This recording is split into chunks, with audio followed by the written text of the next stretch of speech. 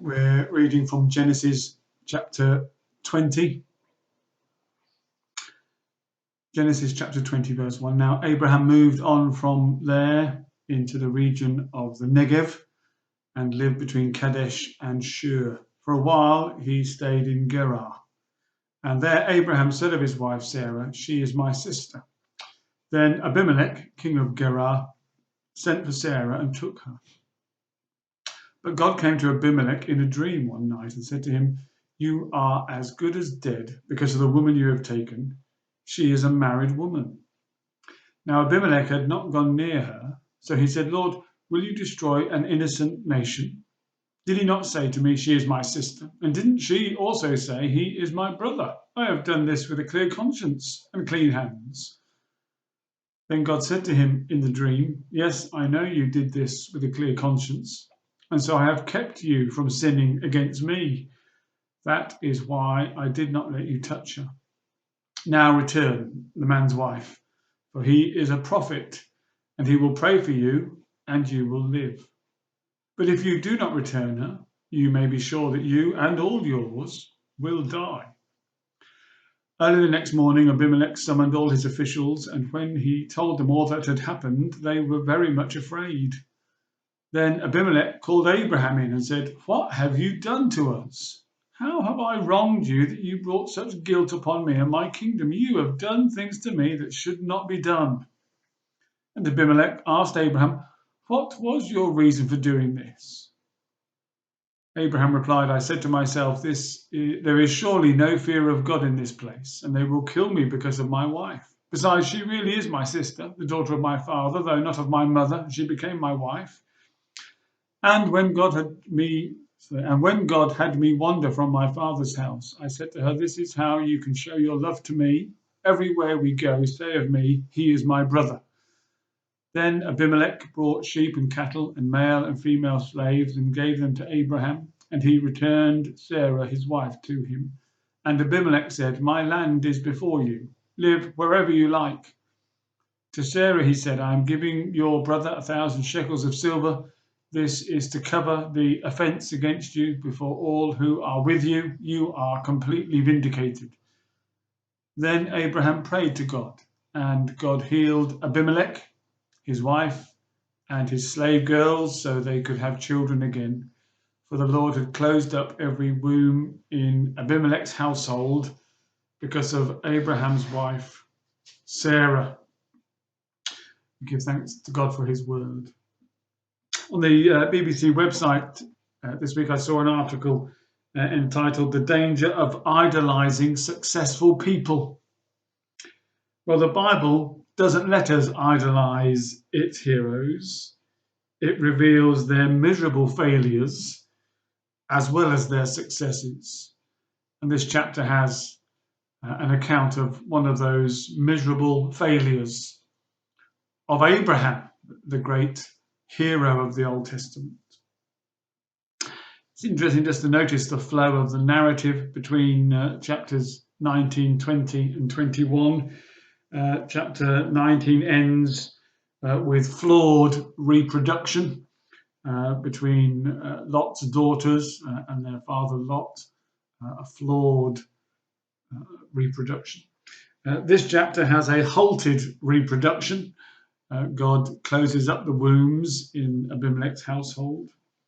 And chapter 2 begins with supernatural reproduction. Chapter 21, in verses 1 and 2. Now the Lord was gracious to Sarah, as he had said. The Lord did for Sarah what he had promised. Sarah became pregnant and bore a son to Abraham in his old age at the very time God had promised him. So you see that flow of the narrative picking up different aspects of reproduction. Well, let's look at this chapter then together. And first of all, notice Abraham's failure, and it is a dismal failure. When they arrive in Gerar, Abraham said of his wife Sarah, "She is my sister." Then Abimelech, king of Gerar, sent for Sarah and took her. Abraham wrongs Sarah, he wrongs Abimelech, and he wrongs God. It's mistrust and distrust of God that leads him to adopt this policy of deception regarding his relationship with Sarah. But also notice that he foolishly puts God's whole plan in jeopardy. He had been told just previously that the promised seed will come via Sarah. In chapter 18 and verse 10, the Lord said, I will surely return to you about this time next year, and Sarah, your wife, will have a son. I think the child that was promised is not yet conceived. That happens in chapter 21, as we read. The Lord was gracious to Sarah, as he had said. The Lord did for Sarah what he had promised. Sarah became pregnant and conceived there in chapter 21 after this incident. And so the child is not yet conceived. The promised child, Sarah, is taken by another man. And even if she's quickly extracted from this compromising position, there is a danger, a real danger, that Abimelech might claim to be the father of the child that is to be born via Abraham and God's supernatural intervention. Abraham foolishly puts God's whole plan in jeopardy. What was he thinking? Well, Abraham surely is acting as a founding member of the Self-Preservation Society. I need to preserve my life at all costs. And we can just compare Abraham with what Lot did in the previous chapter. Who do you think is the more righteous? Lot offered his daughters to protect his guests there in Sodom. Abraham gives up his wife to protect himself. Abraham comes off in a worse light than Lot even. And it's a reminder that God deals with us according to grace, not according to our merits, not according to what we deserve. Abraham deserved no more than Lot, and yet God is merciful and gracious. And it's a repeat of the incident in chapter 12 when Abraham journeyed into Egypt. And again, a parallel incident occurs where he says that Sarah, this is some 20 or so years before, Sarah is my sister, she's taken into Pharaoh's household. The thing is discovered, well, Abraham is repeating the same folly and the same distrust as he showed then. It's a reminder that we all have besetting sins. Is this not perhaps Abraham's besetting sin? The sin that so easily entangles, the sin that clings so closely. In Abraham's case, self-preservation at any cost. We all have such sins. We can think, well, what is Abraham doing, falling in the same way again? Well, we have to pause and think, have I not done the same?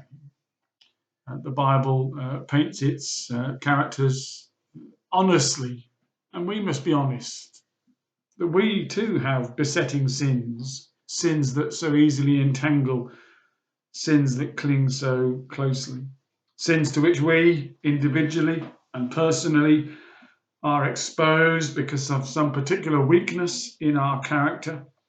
It may be a quick temper, an old habit, a gossipy tongue, sexual laxity, a critical spirit, or whatever. We all have these besetting sins, sins that we are prone to, sins that we can fall in more than once. Some have questioned this incident because of Sarah's 90 years old. What attraction can she have to Abimelech? It's interesting, Calvin, I don't know if he's trying to be tactful when he says, we often see women in their 40th year more wrinkled than others in their 70th. Well, may be the case that Sarah had kept her looks. But I think perhaps it's also, for Abimelech, a means of forging an alliance with this princely nomad Abraham. Abraham is a man of standing, a man of property, and perhaps Abimelech sees this liaison with what he thinks is his sister as a means of forging an alliance with Abraham, which is something that happens at the end of chapter 21. An alliance is made between Abimelech and Abraham. But then, just again, this is Abraham's failure, a foolish, dangerous failure that puts God's plan in jeopardy. But then the chapter thankfully goes on to speak in verses 3 down to verse 7 about God's intervention and how grateful we must be that God in grace intervenes on Abraham's behalf.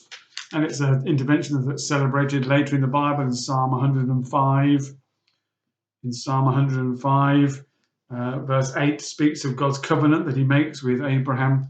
And then verse 12 of Psalm 105, when they were but few in number, few indeed, and strangers in it, in the land of Canaan, they wandered from nation to nation, from one kingdom to another. He allowed no one to oppress them. For their sake he rebuked kings. Do not touch my anointed ones. Do my prophets no harm. God intervenes, first of all, by closing the wombs of the Abimelech's household. We're not told that until the end of the chapter. It's a very clever literary device, but that's God's first intervention, is to close the wombs of the women in their household. But perhaps, if we seek to understand what happens, perhaps it's impotence that is inflicted upon Abimelech, which is the reason that he is prevented from touching Sarah. But God intervenes, first of all, by bringing this affliction on the household of Abimelech. And then in verse 3, this warning is delivered in a dream to Abimelech. God came to Abimelech in a dream, verse 3 tells us, one night and said to him, you are as good as dead because of the woman you have taken. She is a married woman. Abimelech defends his innocence.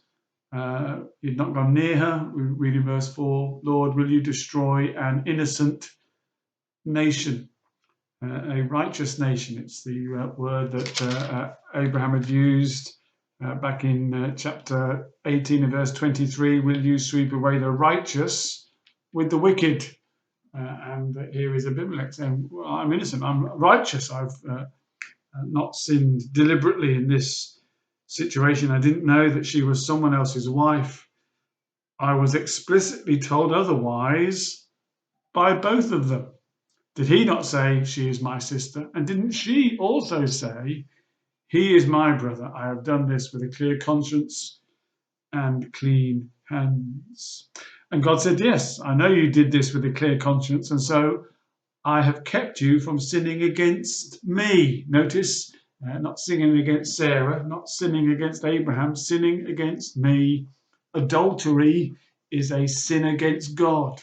Even for this pagan king, it is a sin against God's law written on his heart, and it's a sin that God prevents him from committing. That is why I prevented you from sinning against me. I've kept you from sinning against me. That is why I did not let you touch her. And then instruction is given in verse 7 to Abimelech in this dream. Now return the man's wife, for he is a prophet, and he will pray for you, and you will live. But if you do not return her, you may be sure that you and all yours will die. Notice that God refers to Abraham as a prophet. This is the first reference to a prophet in the Bible. And clearly, we have to take it in the most general sense here, I think. It's a prophet is someone on special terms with God. One, as Patrick Fairbairn says, one who has obtained supernatural insight into the mind of deity, one who received communication from above. And we saw that back in chapter 18. That is the prelude to the events in Sodom and Gomorrah. There in chapter 18, as we've already noted in verse 10, the Lord said, I will surely return to you about this time next year, and Sarah, your wife, will have a son, a communication from God, an insight into God's mind. Verse 17 says the same thing. Then the Lord said, shall I hide from Abraham what I am about to do? Abraham was on special terms with God, and so God was willing to speak to Abraham regarding what would unfold in Sodom and Gomorrah. Thus, in verse 20 of chapter 18, then the Lord said, the outcry against Sodom and Gomorrah is so great, and their sin so grievous, that I will go down and see if what they have done is as bad as the outcry that has reached me. If not, I will know. Abraham is a prophet. He has this special access to God and with God. And therefore, Abimelech is to return his wife, and Abraham will pray because of his privileged position. This is God's intervention, bringing to light the situation for Abimelech, explaining to Abimelech what he must do, and providing for Sarah's rescue and to get God's plan back on track. So Abraham's dismal failure, God's gracious intervention on behalf of Sarah and Abraham. And then notice Abimelech's response. This is in verse 8 to the end of the chapter of Genesis 20. Early the next morning, Abimelech summoned all his officials, and when he told them all that had happened, they were very much afraid. He gathers his court together, and they were very much afraid as Abimelech related the dream that he had and the message he had been given. You'll notice that they don't dismiss it as an idle dream. Many dreams are just nonsense, but here is a dream that they took seriously, and the message that they had received, they didn't dismiss it. It's interesting that the very thing that Abraham thought was absent was powerfully present. What does Abraham say in verse 11? I said to myself, there is surely no fear of God in this place, and they will kill me because of my wife. To the contrary, Abimelech and his court were very much afraid. There was fear, and the fear of God, because it was that fear was brought about by the dream that God had given to Abimelech, and in which God had appeared to Abimelech. Perhaps also that's important because it's a reminder to Abraham that not everyone outside of his circle is as godless as Sodom and Gomorrah were. Common grace is at work in the world. Not everyone is completely lost in immorality. Here is Abimelech, who respects marriage and would honour it if he had known that Sarah was married to another. Abimelech rebukes Abraham. There it is in verse 9. Abimelech called Abraham in and said, what have you done to us? How have I wronged you that you have brought such great guilt upon me and my kingdom? You have done things to me that should not be done. And Abimelech asked Abraham, what was your reason for doing this? I wonder if there was a pause between verses 9 and 10. Abimelech asks that question, and Abraham is silent. He has no answer. He says nothing. And so Abimelech follows up with the second question in verse 10. What was your reason for doing this? And Abraham offers this feeble excuse. I said to myself, there is surely no fear of God in this place, and they will kill me because of my wife. He was wrong as to the fear of the Lord. There was fear of the Lord in that place. He was deceptive as regarding his relationship with Sarah. Besides, she really is my sister, the daughter of my father, though not of my mother, and she became my wife. Well, that's not the point. The point is that she is his wife. That's the issue that Abraham must address, and he doesn't. He seeks to excuse it. And then I think verse 13 indicates that Abraham has been coercive towards his wife. When God had me wander from my father's household, I said to her, "This is how you can show your love to me. Everywhere we go, say of me, 'Here is my brother.'" It sounds a bit like emotional blackmail, doesn't it? That Abraham is coercing Sarah to go along with this plan. I wonder if it would have been better for Abraham to have remained silent following Abimelech's follow-up question, if he'd just shut up and taken the rebuke that was offered him. But he doesn't, and he makes this feeble excuse. So Abimelech is fearful, along with his courtiers. Abimelech rebukes Abraham for his conduct, but then Abimelech makes restitution to Abraham. Verse 14, Abimelech brought sheep and cattle, male and female slaves, and gave them to Abraham, and he returned Sarah his wife. And Abimelech said, "My land is before you, live wherever you like." He makes restitution to Abraham. He invites him to remain in the land, and he also provides for the vindication of Sarah. Verse 16, "I'm giving your brother 1,000 shekels of silver. This is to cover the offense against you before all who are with you. You are completely vindicated." Abraham, as God had promised, prays to God. Verse 17, "And God healed Abimelech, his wife, and his slave girls, or his female slaves, so that they could have children again. For the Lord closed up every womb in Abimelech's household because of Abraham's wife, Sarah." Abraham prays, and Abimelech and his household are healed of whatever infirmity it was.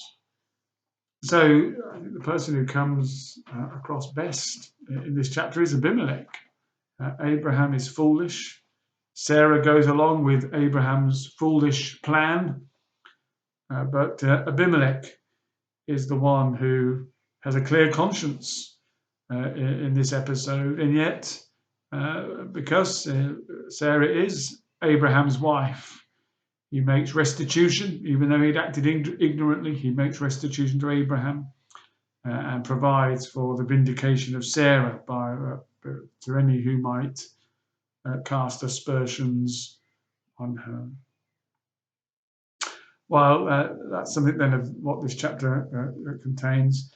Again, let's remind ourselves this is an instant of Abraham's foolish failure, a failure that he's repeated as he'd conducted himself in the same way in chapter 12 when he was in Egypt. Abraham's foolish failure that puts God's plan in jeopardy, and yet God's gracious intervention and recovery of the situation. God gets the plan back on track, not Abraham. It's God who gets the plan back on track and prepares us for the next chapter when Sarah becomes pregnant with the promised child, Isaac. God overrules even his people's folly and sin. God is gracious and patient with us. Even though we fail and fail again, God is patient and gracious. God watches over us, and God will accomplish his promises and plans in his grace and according to his power and wisdom, overruling even our failures and faults for his glory. Well, let's pray. Our God in heaven, we do admit that, like Abraham, we do make mistakes. We have our besetting sins. Lord, we have repeated failures that we must acknowledge and admit to you. Lord, please forgive us. Thank you that you are a God of grace. Thank you that you are slow to anger and abounding in love. And Lord, we ask that you will pardon and forgive our sin and failure. And grant us, Lord, that alertness that we need to recognize, Lord, our weaknesses. Lord, to cry out to you for strength and help to resist temptation. Lord, that we might not fall again. Lord, show us our weakness and teach us, Lord, how we need your strength and enabling. Lord, how we need to believe and trust in you, yes, day by day. And Lord, also, yes, we have believed you for our salvation. We have believed, and that faith has been counted to us as righteousness. And yet, Lord, we also need to believe you in the practical things, the everyday things of life, those challenges that we face day by day. Help us to trust you in those things, Lord, for you are faithful, even though we are failures. Lord, grant us your grace, we ask, for Jesus' sake. Amen.